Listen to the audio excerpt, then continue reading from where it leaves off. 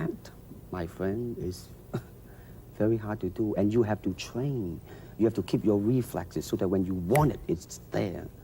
When you want to move, you... Bruce Lee, la leyenda de las artes marciales cuyo nombre es sinónimo de acción, disciplina y maestría.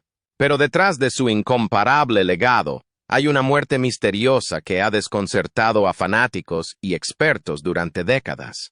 ¿Qué sucedió realmente la noche de la muerte de Bruce Lee y por qué nunca se ha revelado toda la verdad?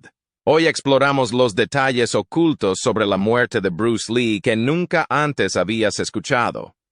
¿Crees que la historia oficial sobre la muerte de Bruce Lee se sostiene o hay más en la historia? Deje sus pensamientos en los comentarios antes de que revelemos las verdades no contadas.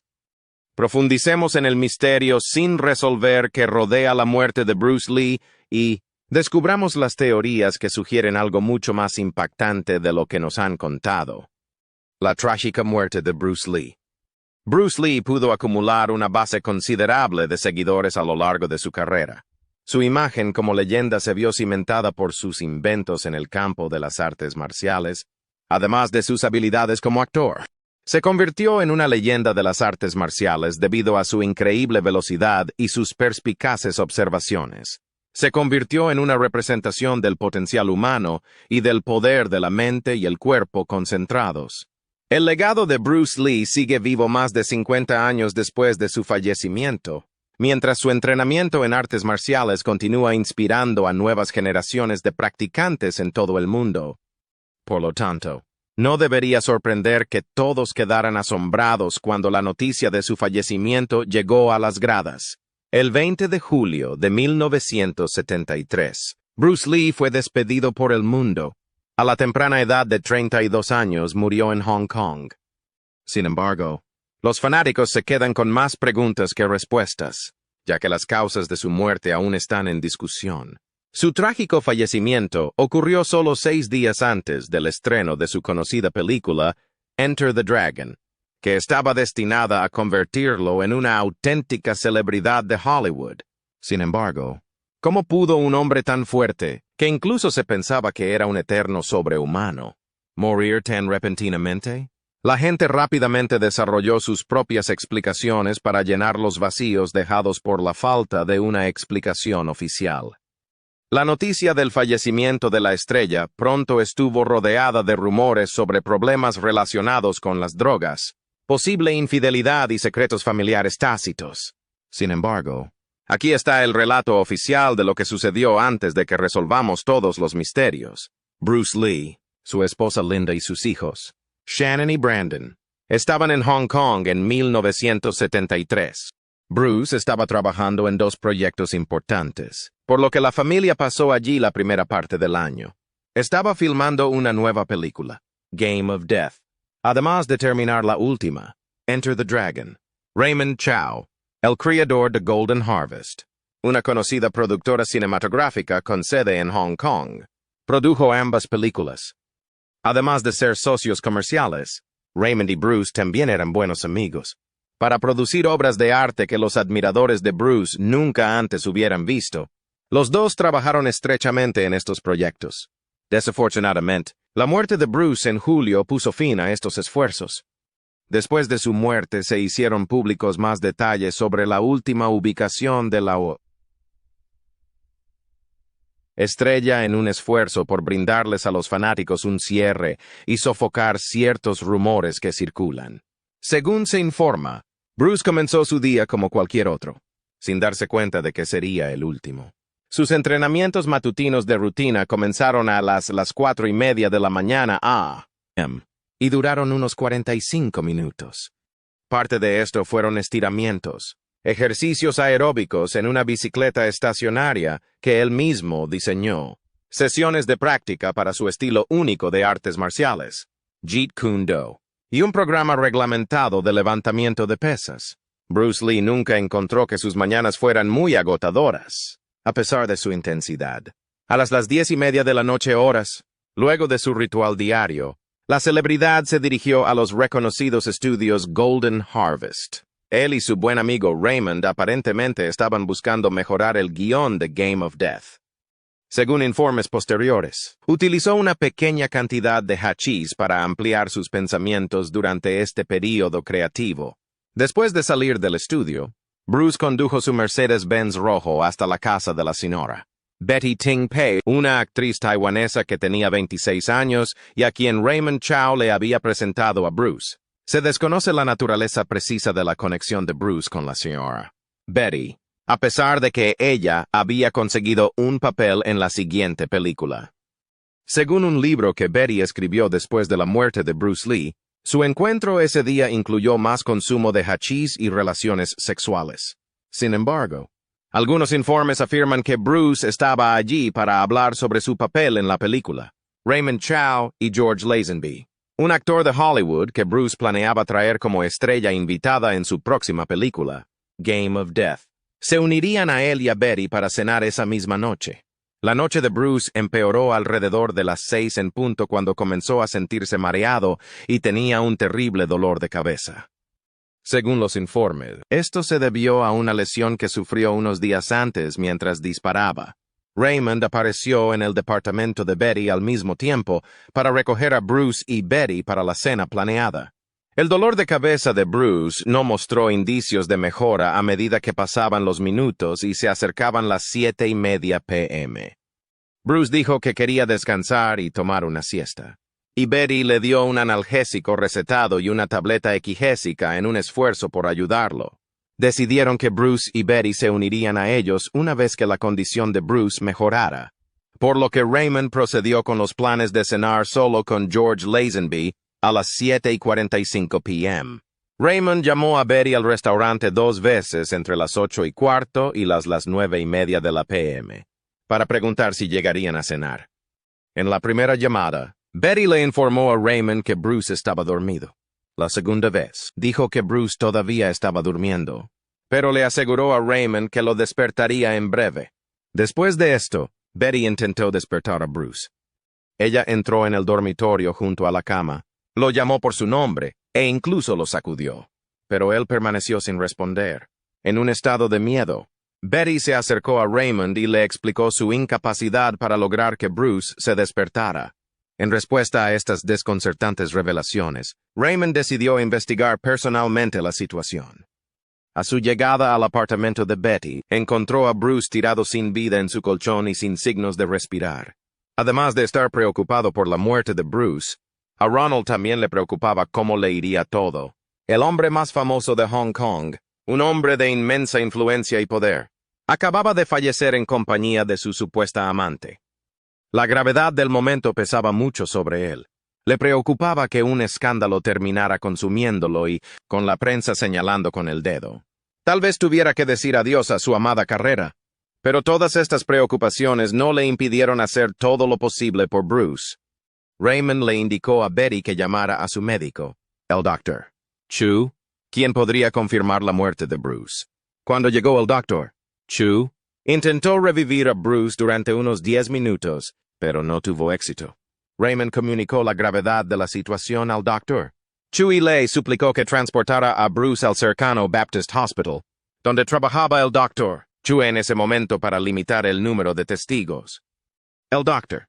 Chu decidió llamar a una ambulancia y dirigir al paciente al Hospital Queen Elizabeth, un centro médico ubicado más distante. Los motivos de esta decisión no están claros, pero pueden estar relacionados con preocupaciones sobre el impacto del escándalo en su lugar de trabajo. Los 2 paramédicos y una ambulancia tardaron aproximadamente 7 minutos en llegar al lugar alrededor de las 22:30 horas. Los paramédicos evaluaron inmediatamente la situación y notaron el grave estado de Bruce. No respiraba y no pudieron encontrarle el pulso. Entraron en acción y le realizaron RCP, pero desafortunadamente no hubo mejoría. Al ver esto, los paramédicos llevaron con cuidado el ícono al hospital. Ramón Chow y el Dr. Chu acompañaron a Bruce y, a su llegada, lo llevaron de urgencia a atención de emergencia. Trágicamente, resultó ser demasiado tarde.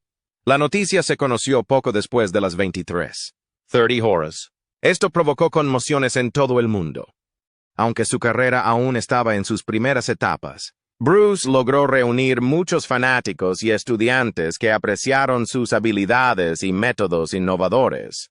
La prematura muerte de Lee y el hecho de que su familia tuviera que dejarlo ir tan pronto no fueron las únicas tragedias. Resulta que Hong Kong fue la ciudad donde creció Bruce. Fue donde comenzó su amor tanto por la actuación como por las artes marciales. Entonces, su fallecimiento mientras estaba en Hong Kong provocó un momento muy triste y de cierre de círculo para la leyenda. Conspiraciones en torno a la muerte de Bruce Lee. Inicialmente se desconocía la causa exacta de la muerte de Bruce, lo que arrojó un velo de confusión sobre sus devotos fans, que se encontraron en un estado de incredulidad. A través de investigaciones posteriores y un informe completo de la autopsia, se determinó de manera concluyente que la causa principal de la muerte de Bruce Lee fue el edema cerebral, una condición caracterizada por la inflamación del cerebro. Se presumió que esta hinchazón se debía a una reacción alérgica al analgésico que le administró Betty. A día de hoy, mucha gente sigue pensando que Bruce Lee falleció a causa de este analgésico. Pero es interesante notar que esta no era la primera vez que tomaba el medicamento, por lo que no era posible que fuera alérgico a él. Aparte de esto, los médicos tampoco encontraron ningún signo de sobredosis de analgésicos. Varias otras teorías intentan explicar la repentina muerte de Bruce Lee. Muchos incluso apuntan hacia algo más oscuro y retorcido. Algunas personas dieron a entender que Bruce fue asesinado. Este rumor surgió del hecho de que apenas 2 semanas antes de su muerte, Bruce amenazó a un director de cine y actor de Hong Kong, Lo Wei, de quien se decía que tenía conexiones con mafiosos. Una posibilidad es que la mafia no estuviera muy contenta con las amenazas y decidiera eliminarlo. Después de su muerte, surgieron algunas otras teorías, diciendo que su negativa a cumplir con los pagos de protección puede haber provocado la ira de las tríadas. Si esto es cierto, entonces existe una gran posibilidad de que Bruce haya sido envenenado. Aún así, vale la pena mencionar que no hay evidencia de lesión física o envenenamiento en el informe de la autopsia. También se rumoreaba que la familia Lee estaba bajo una maldición que generalmente cobraba la vida de sus miembros masculinos a una edad temprana. A pesar de su naturaleza de hocus pocus, esta teoría fue en realidad extremadamente popular. Ganó aún más fuerza con el fallecimiento inesperado del hijo de Bruce, Brandon Lee. Brandon también tenía 28 años cuando murió en el set de una película después de recibir un disparo fatal con una pistola de utilería. Pero, en retrospectiva, esta teoría no tiene fundamento ya que el padre de Lee murió siendo un anciano. Aparte de esto, sus hermanos llegaron a vivir una vida plena y uno de ellos incluso superó la marca de los 75 años. Uno de los rumores que circulaban también incluía una sobredosis de drogas, y muchos dijeron que se encontraron rastros de LSD en el sistema de Bruce, pero este pronto fue arrojado a la basura después de que se publicó el informe de la autopsia de la estrella. Cualquiera que sea el motivo, la muerte de Bruce Lee conmocionó a todo el mundo y su funeral en Hong Kong atrajo a una multitud estimada de 25 personas. 3 días después, su esposa, Linda, lo enterró en Seattle, el lugar donde comenzó su historia de amor y donde descubrieron su mayor felicidad. El impacto de Bruce Lee en las artes marciales. Si bien su trágica muerte hizo que Bruce no llegara muy lejos como estrella de Hollywood, sus innovadoras técnicas de artes marciales fueron suficientes para mantener vivo su nombre para las generaciones venideras. No sería exagerado decir que Bruce Lee revolucionó el mundo de las artes marciales al desafiar los estereotipos y abogar por la inclusión a través de su característico Jeet Kune Do. Este estilo seguía una filosofía particular que enfatizaba la adaptabilidad y la integración de varios estilos de artes marciales. Incluso hoy en día, su impacto duradero se extiende a las artes marciales mixtas modernas. Muchos incluso ven sus películas para presenciar la grandeza del ícono y ver cómo llevó efectivamente las artes marciales al mundo de Hollywood.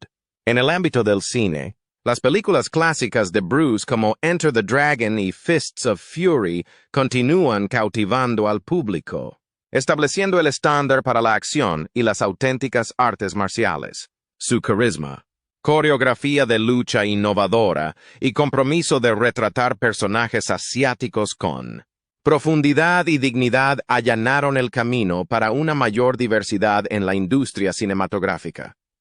Más allá de sus artes marciales y su carrera cinematográfica, la filosofía y las sabias palabras de Bruce Lee, incluida su famosa metáfora del agua con forma de abeja, continúan motivando a las personas a perseguir sus objetivos con pasión y dedicación. Bruce siempre creyó que uno debería fluir tan libremente como el agua. No debería ser demasiado estático en lo que haga, y nadie debería forzarse contra las cosas que suceden en sus vidas. Tal sabiduría perspicaz lo convirtió en una figura duradera e inspiradora en el mundo de las artes marciales, el cine y el desarrollo personal. Bruce podría haber conquistado el mundo de las artes marciales con fuerza y estaba dispuesto a hacer lo mismo con el cine. Pero ¿quién fue el hombre detrás del innovador Jeet Kune Do y cómo se aventuró en Hollywood? Los primeros años de Bruce Lee. Bruce nació en noviembre de 1940. Su nombre de nacimiento era Lee Jun-fan, pero pronto sería conocido en todo el mundo debido a su nombre artístico, Bruce Lee, que lo describía perfectamente como una verdadera fusión de culturas desde que surgió de la unión de dos mundos. Su madre, Grace Ho, provenía de una rica familia euroasiática de Hong Kong con ascendencia inglesa, china y holandesa. Su padre, Lee Hoi-chuan, era un cantante de ópera cantonés radicado en Hong Kong, lo que proporcionó un fuerte motivo para que el pequeño Lee se dedicara al campo de las artes escénicas. De hecho, incluso apareció en varias películas cuando era niño. Lee tuvo su primer papel cuando era un bebé y subió al escenario en la película Golden Gate Girl. Lo realmente interesante es que Lee, de hecho, nació en los UU en diciembre de 1939. Sus padres viajaron a California para una gira internacional de ópera en Chinatown, San Francisco. La pequeña estrella nació allí apenas un año después, lo que lo convirtió en ciudadano estadounidense por nacimiento. Sin embargo, Lee y su familia regresaron a Hong Kong cuando solo tenía 4 meses. La familia Lee vivía un estilo de vida acomodado en Hong Kong debido a la carrera como actor de Lee Hoi-chuan. Sin embargo, sus vidas cambiaron dramáticamente cuando Hong Kong cayó bajo la ocupación japonesa durante la Segunda Guerra Mundial de 1941 a 1945. Como muchas familias chinas durante la guerra, la familia Lee luchó contra duras condiciones de vida y recursos limitados. Hubo intensas dificultades durante este período antes de que los japoneses finalmente se rindieran en 1945. Una vez que terminó la guerra, Hong Kong comenzó la reconstrucción y el padre de Lee continuó su carrera operística. Su condición de cantante famoso le otorgó a la familia algunos privilegios, incluida la inscripción de Lee en la próspera escuela Tak-sun. A la edad de 12 años, Lee pudo encontrar su propio equilibrio en el mundo del cine.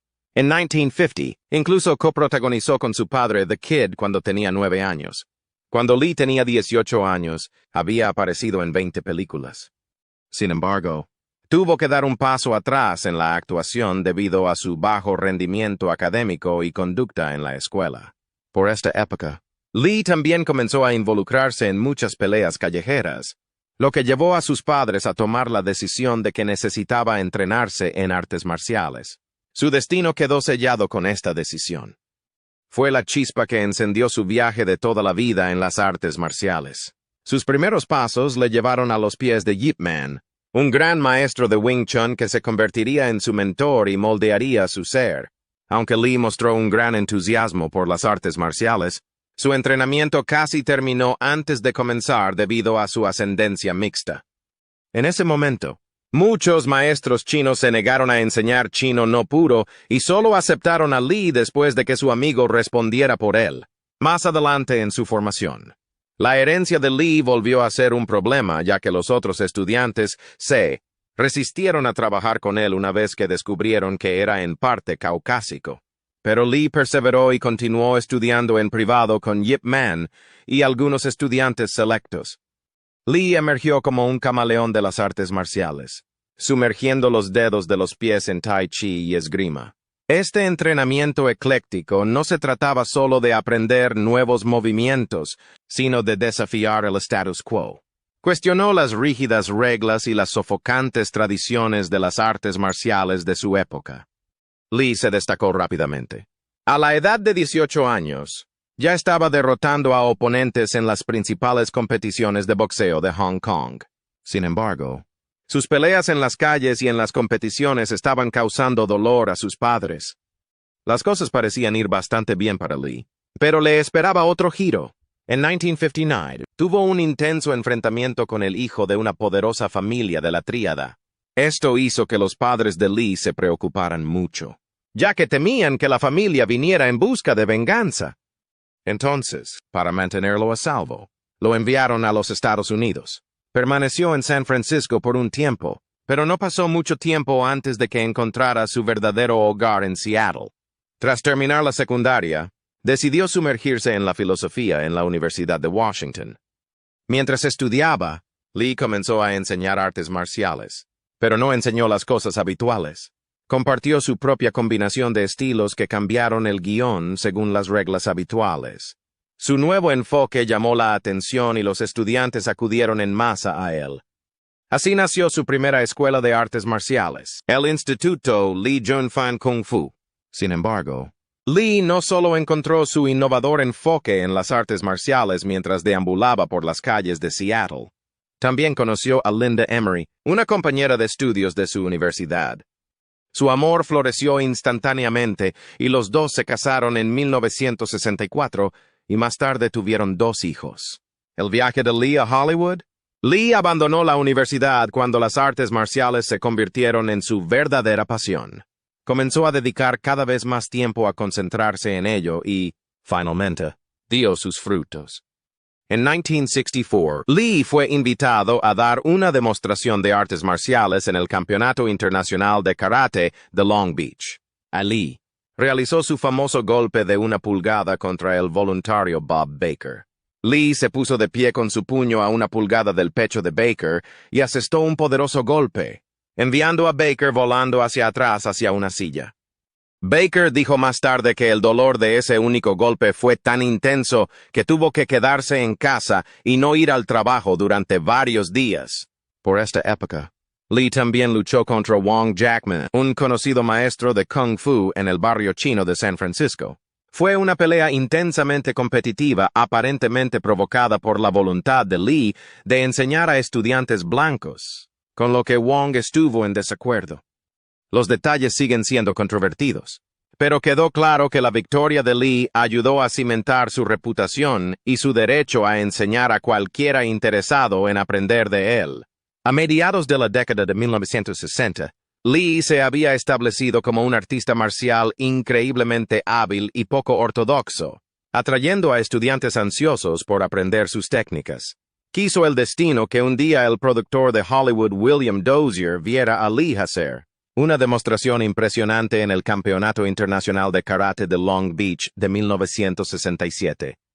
Invitó a Lee a una audición para un papel en la serie de televisión Number One Son sobre las aventuras de Charlie. Pero incluso antes de esta invitación, Lee había logrado hacerse un nombre cuando consiguió su primer papel importante en 1966, interpretando a Kato en la serie de televisión The Green Hornet. Este programa presentó por primera vez las artes marciales de Hong Kong a muchos espectadores estadounidenses. Como artista marcial profesional, Lee se negó a utilizar las típicas peleas a puñetazos estadounidenses e insistió en emplear sus técnicas de Wing Chun. Aunque el programa fue cancelado después de solo una temporada, le dio a Bruce Lee el reconocimiento y plantó las semillas del estrellato. Después de la cancelación de The Green Hornet en 1967, Lee se encontró sin dirección y sin trabajo estable. Abrió una pequeña escuela de artes marciales en Los Ángeles llamada Instituto Junfan Kung Fu, donde comenzó a formular su enfoque único de las artes marciales. Lee se había cansado de los estilos tradicionales que había aprendido, sintiendo que eran demasiado rígidos y formalizados para ser prácticos en situaciones de combate reales. Hizo hincapié en la adaptabilidad sin estilo, seleccionando las técnicas más efectivas de diversas disciplinas. En su escuela, Lee comenzó a desarrollar y perfeccionar el sistema que eventualmente se conocería como Jeet Kune Do, o la forma del puño interceptor. Era un concepto revolucionario en ese momento, ya que Lee incorporó elementos del Wing Chun Kung Fu, boxeo, esgrima y otras artes en su marco. También fue pionero en el entrenamiento con pesas y el acondicionamiento de fuerza para artistas marciales, al tiempo que enfatizaba la aptitud física y la aplicación práctica. Lee encontró un círculo de estudiantes y seguidores famosos, incluido el guionista de Hollywood Sterling Silliphant.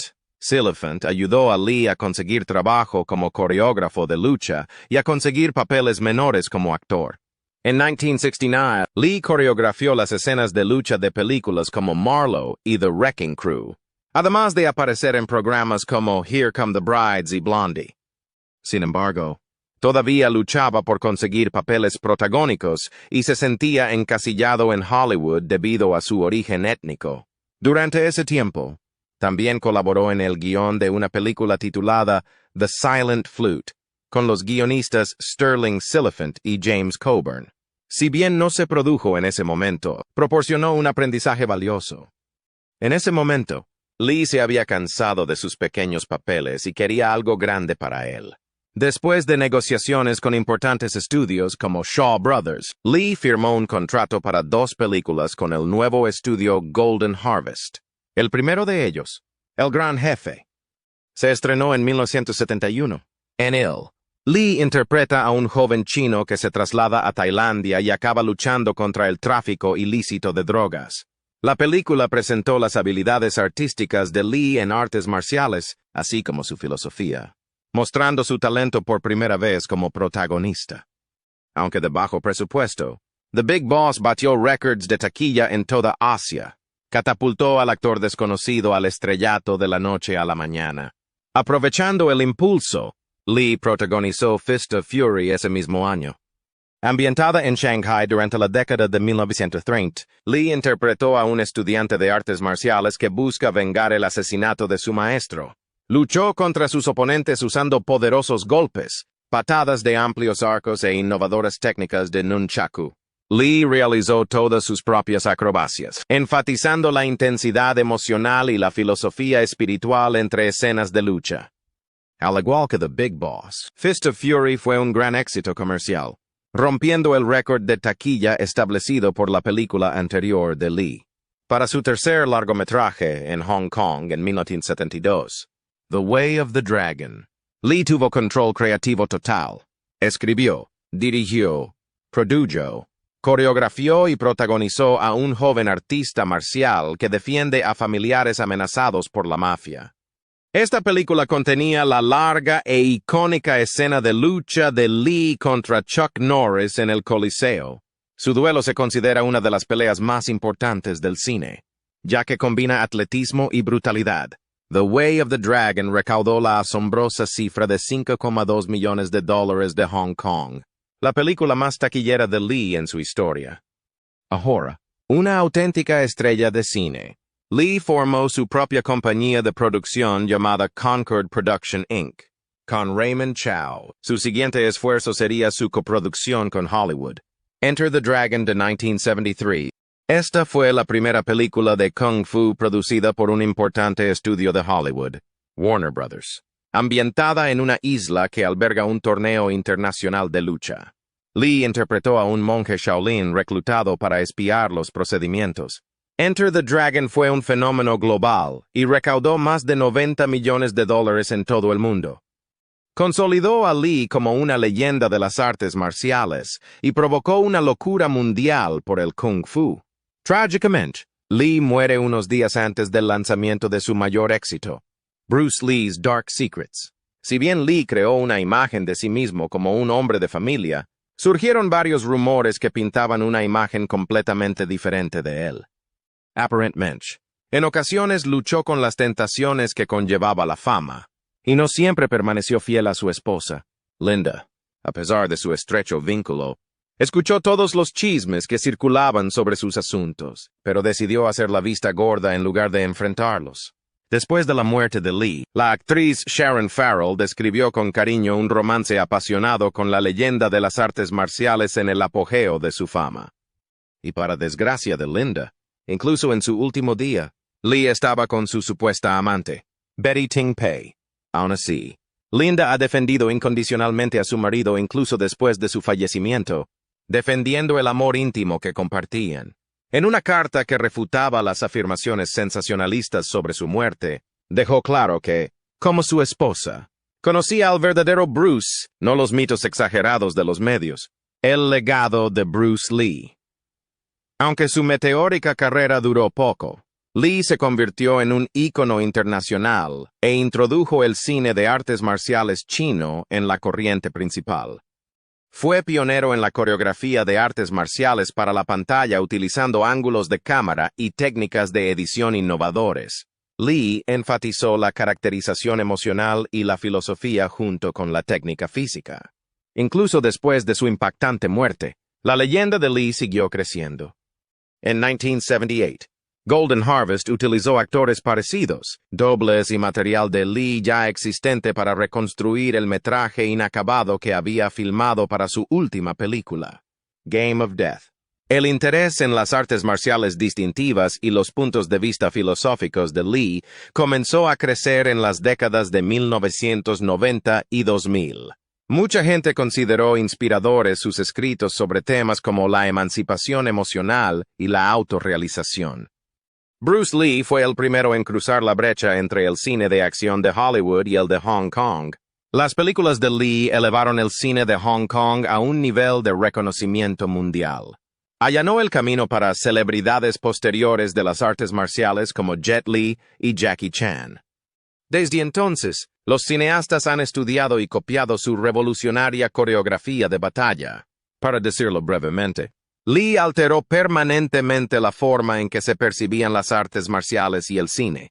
Sus ideas y lecciones continúan inspirando a artistas marciales y espectadores de todo el mundo.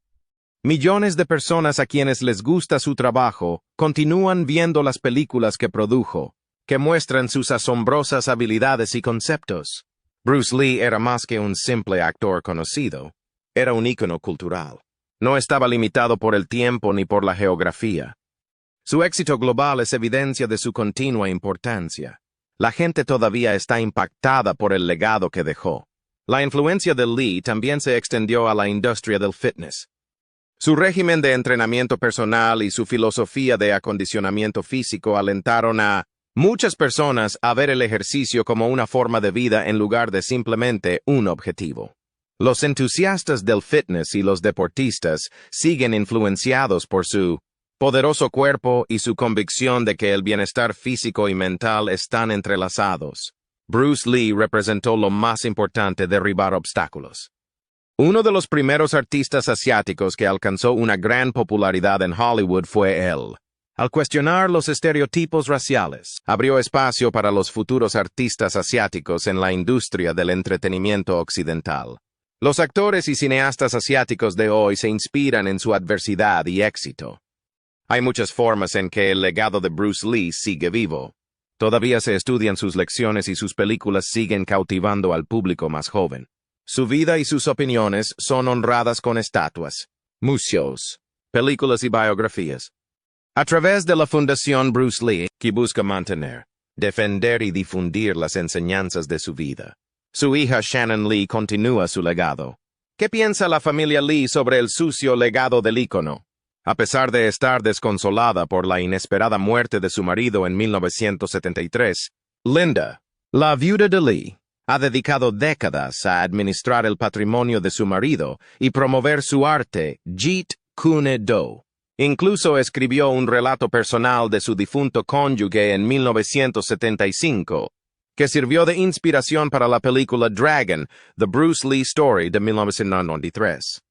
Ella considera que su posición es prácticamente una obligación sagrada, e incluso cuando tiene más de 70 años, trabaja para preservar el legado de Bruce. Quiere que sus hordas de admiradores y sus familias comprendan al extraordinario hombre que se esconde detrás de la estrella de cine, no solo por su personalidad ferozmente fuerte, sino también por su compasiva visión del mundo. En la fundación, Linda y sus hijos todavía dan la bienvenida a nuevas generaciones de admiradores de Bruce Lee décadas después. Sus vídeos siguen inspirando a los jóvenes que desean estudiar sus métodos. Aclaran que además de ser un hábil boxeador, también era un padre de familia atento y devoto. El amor de Bruce por las artes marciales se transmitió a su hijo, Brandon. Brandon visitó a su padre en el set cuando era joven y aprendió directamente de él. Se mostró inflexible en cuanto a convertirse en una estrella de acción como Lee. Lamentablemente, su padre murió. Desafortunadamente, Brandon murió en un falso accidente con arma de fuego en el set de The Crow después de interpretar algunos de los primeros papeles. Cuando el amado padre de Lee falleció, Shannon, la hija de Lee, tenía solo 4 años. Para conectarse con la herencia de su padre, finalmente estudió Jeet Kune Do con sus alumnos. Shannon primero se concentró en la actuación, pero a medida que creció, su compromiso con las artes marciales aumentó. Actualmente supervisa el patrimonio de su padre y difunde sus enseñanzas como directora de la Fundación Bruce Lee. A pesar de su retiro de la fundación, Linda continúa trabajando para preservar el legado de Bruce porque considera su puesto casi como una obligación sagrada. Quiere que sus hordas de admiradores y sus familias conozcan al extraordinario hombre que creó a la estrella de cine. No solo su poderosa personalidad, sino también su ideología basada en la compasión.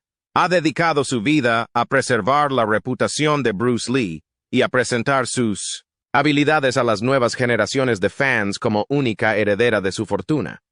Sin embargo, décadas después del fallecimiento de Bruce Lee, todavía circulan ridículas teorías de conspiración sobre él, lo que hace que la familia de Shannon defienda constantemente el honor de su padre.